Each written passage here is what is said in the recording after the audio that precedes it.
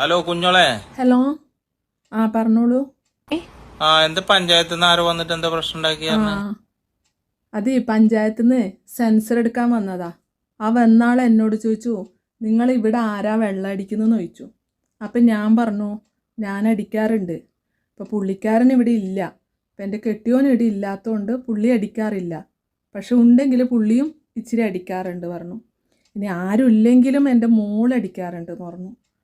പിന്നെ ചില സമയത്തെല്ലാം അപ്പനും വെള്ളം അടിക്കാറുണ്ടെന്ന് പറഞ്ഞു.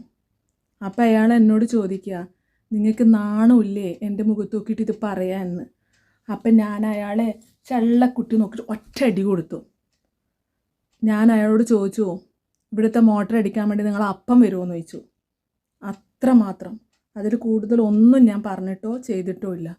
അതാണ് ഇപ്പോൾ ഇത്ര വലിയ വിഷയമായത്. ഞാൻ ചെയ്തത് അത്ര വലിയ തെറ്റാണോ? എനിക്ക് തോന്നുന്നില്ല. ശരിയല്ലേ?